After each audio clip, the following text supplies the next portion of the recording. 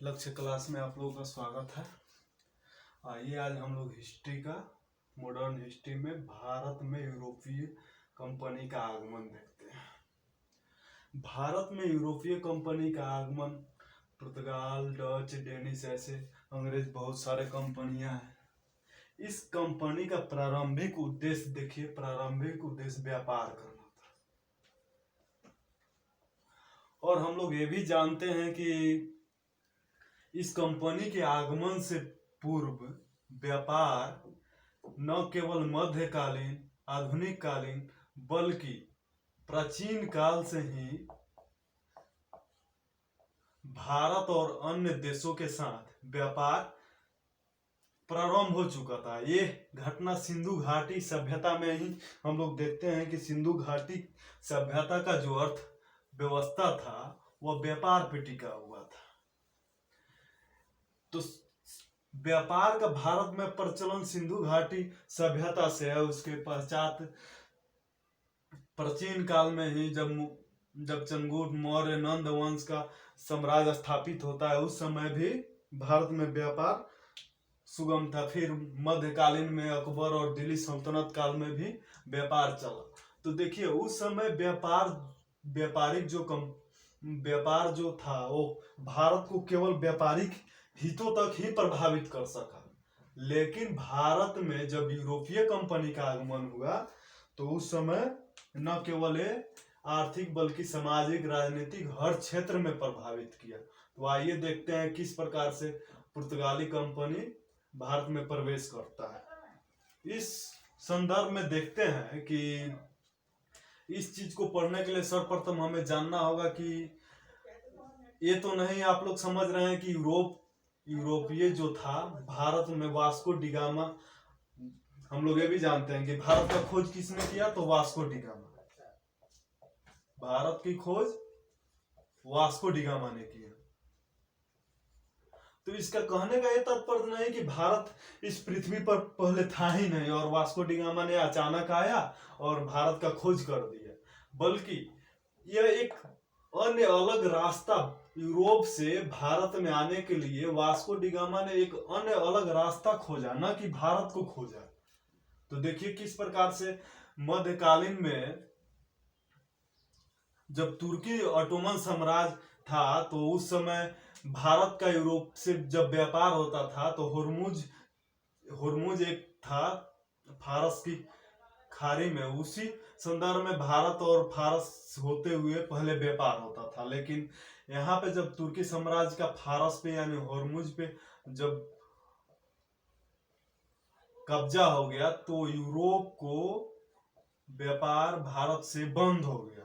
तो वैसे में वास्को डिगामा और बहुत सारे पुर्तगालीज और अन्य यूरोपीय ने अन्य जगह ढूंढ कर वहां से व्यापार और वहां से आर्थिक अपना हित साधने का प्रयास किया। तो इस संदर्भ में पुर्तगाल भारत में सर्वप्रथम प्रवेश करते हैं और यहाँ वास्को डिगामा नामक एक पुर्तगाली जो यात्री रहते हैं वो भारत में अफ्रीका होते हुए, जिसे कोप ऑफ गुड होप कहते हैं, उस होते हुए यहाँ पे भारत पहुंचते हैं। भारत में कालीकट नामक स्थान पे पहुंचते हैं जो भारत के पश्चिमी तट पे अवस्थित है। और इस कालीकट में उस समय जमोरिन शासक हिंदू, जो यह एक शासक था, कालीकट का स्थानीय शासक था, उसका नाम जमोरिन था, वहीं पे वह शासन स्थापित किया था, वहीं शासन करता था। तो वास्को डिगामा जब भारत आए, कालीकट में पहुंचे, तो यहाँ पे कालीकट में पहले से मौजूद अरब व्यापारी जो थे वो वास्को डिगामा का बढ़ चढ़ कर प्रतिरोध किया। और यहाँ पे जहां तक अरब व्यापारी पहले भारत में व्यापार का एक अधिकार रखना चाहते थे, इसलिए वास्को डिगामा का विरोध कर रहे थे, क्योंकि वास्को डिगामा अगर यहाँ पे आ जाते हैं और फिर रास्ता आवागमन की सुविधा शुरू हो जाती है तो फिर अरब का जो व्यापारिक एक अधिकार है वह समाप्त हो जाएगा। ऐसे में फिर वास्को डिगामा को कालीकट में आते अरब व्यापारी विरोध करते हैं, लेकिन जमोरिन यहाँ का जो हिंदू शासक था वास्को डिगामा का स्वागत करता है और भारत में व्यापार करने का परमिट देता है कि आप भारत में व्यापार कर सकते हैं। तो 1498 में ये कुछ समय तक रहे और उसके पश्चात में कुछ सामान यहाँ से काली मिर्च और अन्य वस्तु ले जाकर फिर वही अफ्रीका से उस पार होते हुए पुर्तगाल पहुंचे। और वहां पे ये क्या किए कि जो यहाँ से सामान ले गए थे, वस्तु ले गए थे व्यापार के लिए, वहां पर बेचकर अपने आर्थिक यात्रा को खर्च को निकालते हुए 60 गुना लाभ कमाया। आप लोग सोच सकते हैं कि 60 गुना लाभ कितना होता है। मान लीजिए 5 रुपया का सामान यहाँ पे खरीदे और 5 रुपया के मान लीजिए इसमें से 60 गुना यानी 300 रुपया कमाए, यानी 300 ने 312 और 12 रुपये मान लीजिए यात्रा करते हैं तो 300 रुपये कमाए, तो यानी 60 गुना ये लाभ कमाए।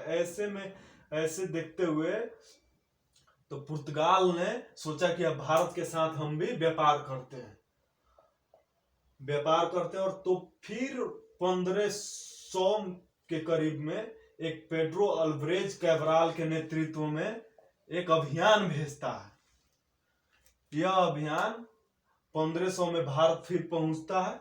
और देखिए जब ये भारत फिर आता है तो फिर यहाँ पे अरब व्यापारी तो विरोध करते ही होंगे, लेकिन यह पेड्रो अल्वारेज कैब्राल जो थे ये क्या किया कि इन्होंने एक अरबी व्यापारी का एक जहाज पकड़कर और कालीकट के जमोरीन शासक को सौंप दिया। फिर जब ऐसे में जमोरीन ने क्या किया कि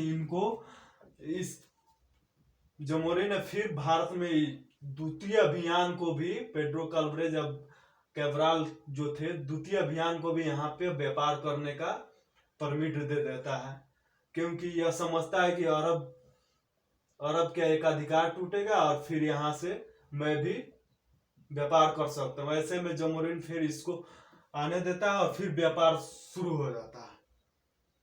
तो 1500 में द्वितीय अभियान आता है। तो यहीं से क्वेश्चन पूछा जाएगा। देखिए पहले तो क्वेश्चन पूछा जाता है कि भारत में वास्को डिगामा कब पहुंचे, तो 1498 में। कहाँ पहुंचे, तो कालीकट। और ये अक्सर क्वेश्चन पूछा जाएगा कि कालीकट में उस समय किसका शासक था, तो जमोरीन जो एक हिंदू शासक था उसी का शासक था। वास्को डिगामा सर्वप्रथम पश्चिमी तट पे कालीकट में पहुंचते हैं, वहां का शासक जमोरीन है। 1498 में ये वहां से भारत में पहुंचते हैं और एक जाकर 60 गुना लाभ कमाते हैं। फिर क्वेश्चन आएगा द्वितीय पुर्तगाली अभियान किसके नेतृत्व में आया, तो पेड्रो अल्वारेज कैब्राल के नेतृत्व में द्वितीय अभियान यहां से आता है।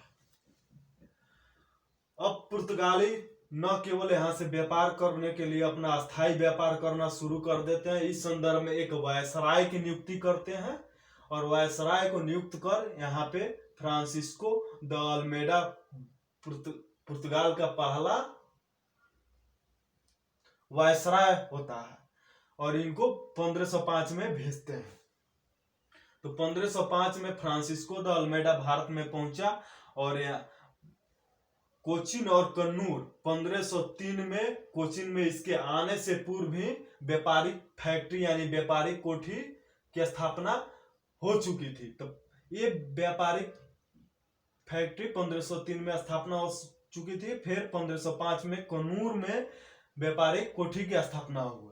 तो यहां से भी क्वेश्चन आएगा, आप लोग देखिएगा कि पुर्तगाल का पहला फैक्ट्री कब भारत में पुर्तगाली फैक्ट्री कहाँ स्थापित हुआ सर्वप्रथम, तो कोचीन में। कब, 1503 में। फिर दूसरी का क्वेश्चन आएगा कि द्वितीय फैक्ट्री कब, तो 1505 में कन्नूर में। पहला वायसराय कौन, तो फ्रांसिस्को द अल्मेडा 1505 में पहुंचते हैं।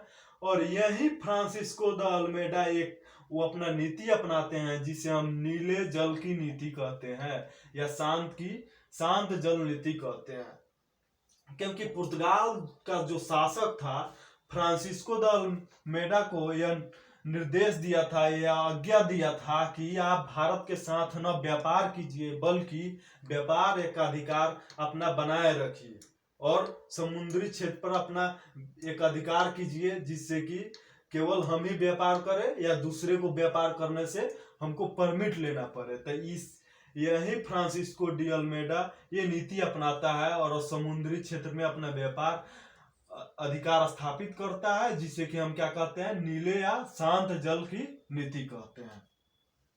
1505 में ही गुजरात के साथ एक चोल युद्ध करते हैं, जिसमें पहले युद्ध में पराजित होते हैं फ्रांसिस्को डी अल्मेडा 1508 में, और फिर 1509 में चोल के द्वितीय युद्ध में फ्रांसिस्को डी अल्मेडा गुजरात और तुर्की के पराजित करते हैं।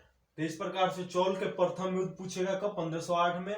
उसमें किसकी विजय हुई, तो गुजरात और तुर्की। जबकि द्वितीय चोल के युद्ध में फ्रांसिस्को डी अल्मेडा उनको हरा देता है और फिर 1509 में वापस चला जाता है।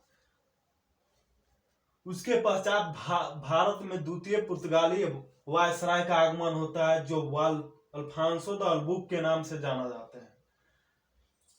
देखिए, ये अल्फांसो द अल्बुकर्क है, यही पुर्तगाल का जो वास्तविक कंपनी का स्थापना हुआ है, यही की है।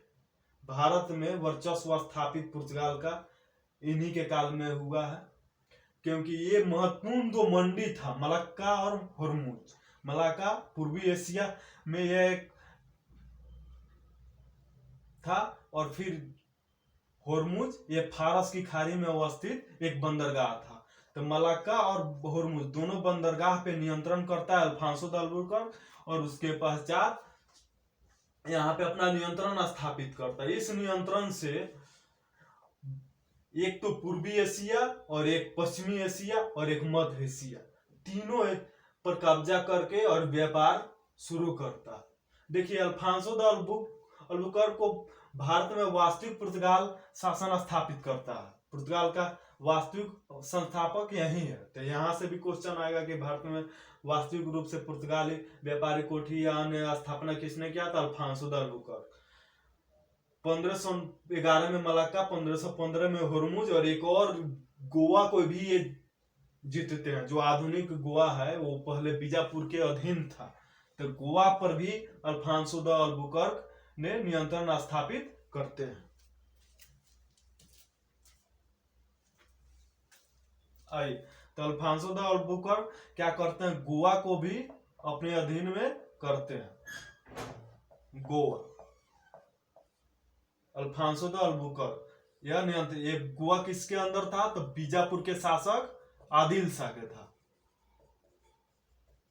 क्वेश्चन आता है कि गोवा किसके अधीन था जिस समय अल्फांसो ने विजय किया, तो बीजापुर के शासक आदिल शाह। अब आइए, अब इसी क्रम में नीनो डी, हाँ एक और चीज, अल्फांसो द अल्बुकर्क की ही एक नीति इसने अपनाया कि भारत में पुर्तगालियों की संख्या बढ़ाया जाए।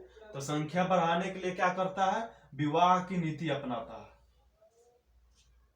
और इस विवाह से भारत के सांस्कृतिक क्षेत्र पर भी प्रभावित पड़ता है, और यहाँ पे अपने संख्या बढ़ाने के लिए और वर्चस्व स्थापित करने के लिए एक विवाह नीति अपनाता है।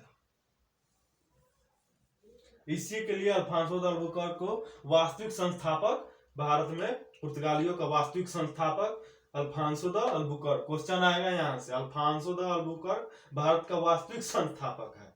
आइए आगे देखते हैं। फिर एक वायसराय नीनो डी कुना आते हैं। इनका महत्वपूर्ण काम है, ये गोवा को औपचारिक राजधानी के रूप में स्थापित करते थे। पहले कोचिंग था, तब 1530 में जो कि गोवा अल्बुकर्क ने जीत लिया था, अपने अधीन कर लिया था, तो नीनो डी कुना ने 1530 में अपना औपचारिक राजधानी स्थापित करते हैं। इनका यह एक महत्वपूर्ण कार्य है। तो औपचारिक रूप में पुर्तगालियों का राजधानी 1530 में गोवा स्थापित हो जाता है। तो यहां से भी एक क्वेश्चन आएगा कि गोवा औपचारिक रूप से जब राजधानी स्थापित हुआ पुर्तगालियों का, तो उसका वायसराय कौन था, तो नीनो डी कुना। फिर आगे आइए, आगे एक अल्फांसो डी सूजा जो वायसराय थे, इसी के काल में सर्वप्रथम ईसाई पादरी का जेवियर का आगमन होता है। ये भारत में प्रथम ईसाई पादरी प्रवेश करने वाला है जेवियर। तो यहां से क्वेश्चन आएगा कि भारत में सर्वप्रथम कौन ईसाई पादरी प्रवेश किया था? तो जेवियर। किसके काल में? तो अल्फांसो डिसूजा, पुर्तगाली वायसराय अल्फांसो डिसूजा, इनका एक महत्वपूर्ण कार्य है। फिर आगे देखते हैं मोंसरेट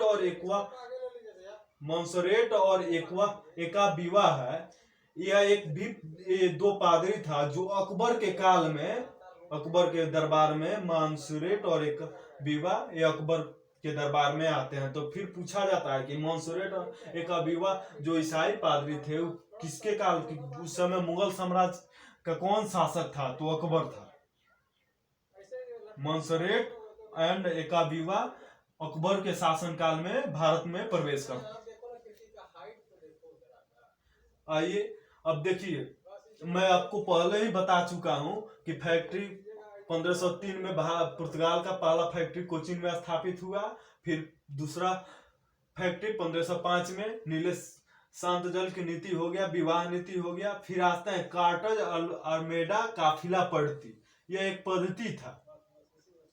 कार्टज मतलब होता है परमिट लेना, अल्मेडा और काफिला मतलब एक, आप समझ सकते हैं कि एक जो काफिला उस समय रहता था, कुछ व्यक्तियों का समूह था। तो ये तीनों चीज मिलकर कार्टेज अल्मेडा काफिला। क्योंकि उस समय जब व्यापारिक नीले शांत जल की नीति से समुद्र क्षेत्र पर व्यापारिक एक अधिकार हो चुका था पुर्तगालियों का, तो ऐसे में क्या होता है कि कार्टेज अल्मेडा काफिला पद्धति के तहत ही पुर्तगाली वायसराय किसी भी व्यक्ति या किसी भी कंपनी या किसी भी देश को ऑर्डर देता है कि आप व्यापार कीजिए मेरे क्षेत्र से, यानी आप समुद्री क्षेत्र से व्यापार कर सकते हैं उस, और इसके लिए वो क्या करता था कि कुछ शुल्क लेता था, जैसे कि आयात निर्यात करने के संदर्भ में यह शुल्क लेता था और अपने समुद्र के रास्ते जाने देता था। ये ध्यान देने योग्य बिंदु है कि कार्टेज अल्मेडा जब काफिला पद्धति से कोई भी व्यक्ति व्यापार कर सकता था, तो वह काली मिर्च और बारूद का नहीं ले जा सकता था। और यह एक और बात है कि कार्टेज मतलब परमिट देना होता था, तो जो यह वायसराय परमिट देगा तब अन्य कोई व्यक्ति या अन्य कोई कंपनी या अन्य कोई भी यहाँ से व्यापार कर सकता है। तो व्यापार करेगा तो काली और मिर्च, और यदि कोई परमिट नहीं लेता था तो उसको लूटा जाता था। लूट मार करके वायसराय पुर्तगाली लूट मार करके और उसे सामान छीन लिया जाता था। तो इसलिए कार्टेज अल्मेडा काफिला और प्रतीक के माध्यम से अन्य व्यापार कर सकते हैं। और यह उल्लेखनीय है कि अकबर भी इसी परमिट से व्यापार करता था। अकबर को भी पुर्तगाली से ऑर्डर लेना पड़ता था कि हाँ हम व्यापार करें या ना करें, और व्यापार करेंगे तो काली मिर्च और बारूद का व्यापार नहीं करेंगे। आइए आगे बढ़ते हैं। यहां तक तो हम लोग समझ गए। देखिए पुर्तगाली की कुछ देन थी, पुर्तगाल ने कुछ यहाँ पे सामान भी लाया था, जैसे कि जो अभी हम लोग तंबाकू खाते हैं, और जो तंबाकू है यह पुर्तगालियों का ही देन है। तंबाकू का प्रचलन भारत में किसका देन है? तो पुर्तगालियों का देन है। यहां से क्वेश्चन आएगा कि तंबाकू किसने लाया? तो पुर्तगालियों ने। और एक स्थापत्य कला है। स्थापत्य मतलब होता है कि मंदिर जैसे बनता है, जैसे कोई भी मकान और संरचना का निर्माण होता है, तो जैसे उसी प्रकार से स्थापत्य एक गोथिक स्थापत्य है। जैसे भारत में अभी उत्तरी भारत में नागर शैली मंदिर निर्माण की कला है, तो उसी प्रकार से गोथिक स्थापत्य एक कला है, स्थापत्य की एक पद्धति है। तो ये पुर्तगालियों का ही देन है। और सर्वप्रथम प्रिंटिंग प्रेस 1556 में गोवा में स्थापना किया गया पुर्तगालियों के ही द्वारा। 1556 में गोवा में प्रिंटिंग प्रेस पुर्तगाली के द्वारा, पुर्तगालियों के द्वारा प्रिंटिंग प्रेस सर्वप्रथम गोवा में स्थापना किया गया। कहा? 1556 में। तो प्रिंटिंग प्रेस की शुरुआत किसने की? पुर्तगालियों ने। प्रिंटिंग प्रेस की शुरुआत किसने की? तो पुर्तगालियों ने। आइए आगे बढ़ते हैं। देखिए, एक यह पॉइंट है कि 1632 में शाहजहां और हुगली, यानी 1632 में हुगली में पुर्तगालियों का थोड़ा वर्चस्व ज्यादा बढ़ गया था और लूट मार बहुत ज्यादा होता था। तो उस समय मुगल साम्राज्य यहाँ पे एक शाहजहां रहते थे, जिन्होंने क्या किया कि हुगली में पुर्तगालियों लुटेरा का सफाया कर दिया और हुगली को अपने नियंत्रण में ले लिया। तो ये एक बिंदु ध्यान रखिएगा कि हुगली में समुद्री लुटेरों का सफाया किसने किया? तो शाहजहां ने किया। कब किया? 1632 ईस्वी में हुगली में पुर्तगाली डकैतों या पुर्तगाली वर्चस्व की वर्षपों को टूटकर और शाहजहां ने अपने नियंत्रण में ले लिया। आइए एक और चीज देखते हैं। यहाँ पे कंपनी का नाम लिखा गया है कि एस्टाडो द इंडिया। यह पुर्तगालीज कंपनी का औपचारिक नाम है, एस्टाडो द इंडिया। क्योंकि यहाँ से आप एक चीज से याद कर सकते हैं, अक्सर प्रश्न भी पूछता है कि भारत में पुर्तगालियों की कंपनी का क्या नाम था? तो एस्टाडो द इंडिया। यहाँ से आप देखिएगा कि भारत में सर्वप्रथम किसने प्रवेश किया?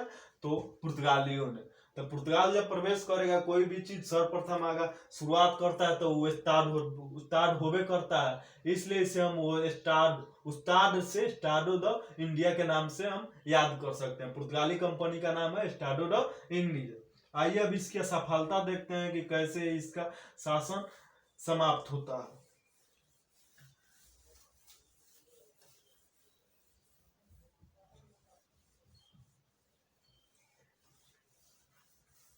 यहाँ पे लिखा हुआ है कि धार्मिक असहिष्णुता असफलता का पहला कारण था।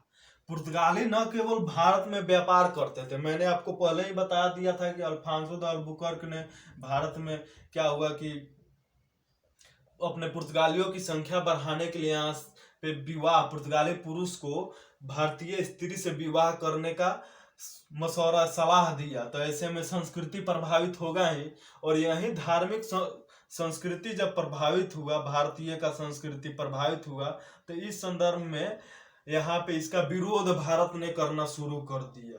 तो इसी को हम धार्मिक असहिष्णुता नीति कहते हैं। इस कारण से भी पुर्तगालियों का भारत में वर्चस्व स्थापित नहीं हुआ और अंग्रेजों का लंबे समय तक एक शासन स्थापना हुआ। और दूसरा कारण है लूटपाट। पहले ही हम आपको बता चुके हैं कि नीले या शांत जल नीति के कारण यहाँ पे व्यापारिक एक अधिकार हो गया था, जिसे अल्मेडा काफिला पट्टी से यहाँ पे व्यापार किया जाता था, आयात निर्यात पर नियंत्रण स्थापित था, और जो भी देश या जो भी शासक यहाँ से परमिट नहीं लेता था पुर्तगालियों से, तो उस जहाज को लूटपाट किया जाता था पुर्तगालियों द्वारा। पुर्तगाली जब उसे लूटपाट करते थे तो इससे भी तंगी आकर यहाँ पे इसका शासन पर बुरा प्रभाव पड़ा। एक है डच और अंग्रेजों का विरोध। जब डच आगमन हुआ और अंग्रेज आगमन हुआ, और जब डच और अंग्रेजों ने यहाँ पे भारत में वर्चस्व स्थापना किया और इन्होंने काफी विरोध किया, जिसके कारण भी यहाँ पुर्तगालीज असफलता का कारण माना जाता है। एक और है कि जो अल्फांसो द अल्बुकर्क का जो उत्तराधिकारी था वो अयोग्य था, उतना सक्षम नहीं था, इसलिए भी यहाँ का सफाया हो गया। आज के लिए इतना ही, फिर हम कल से डच,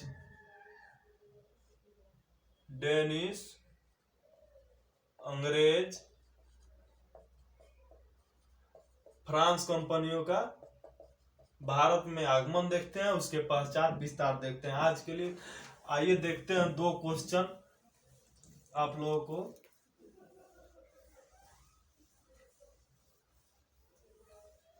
दो क्वेश्चन आप लोग बनाइए और उसके बाद में आज का क्लास ऑफ करता हूं।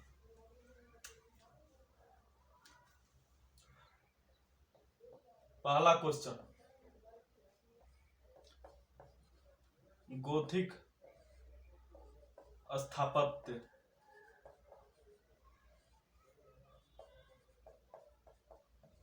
किसका देना है?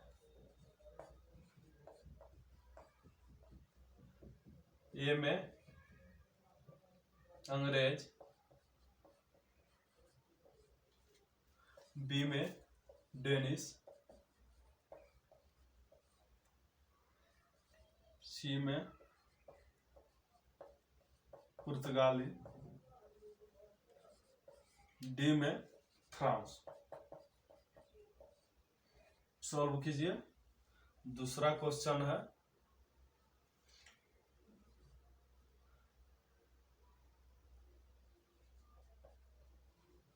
वास्को डिगामा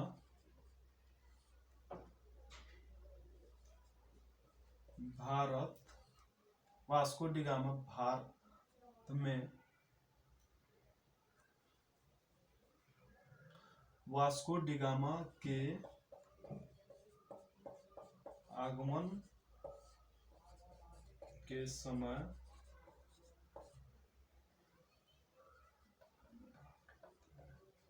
वास्को डिगामा के आगमन के समय किसका शासन था? एक में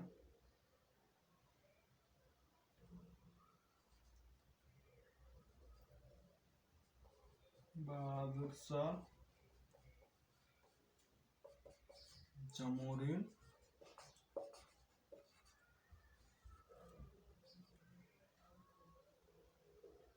बी लिख लीजिए, ए लिख लीजिए, सी लिख लीजिए, बहादुर शाह जमोरिन अकबर, डी में लिख लीजिए, इनमें से कोई नहीं। इसका सही आंसर सी होगा और इसका सही आंसर बी। आज के क्लास के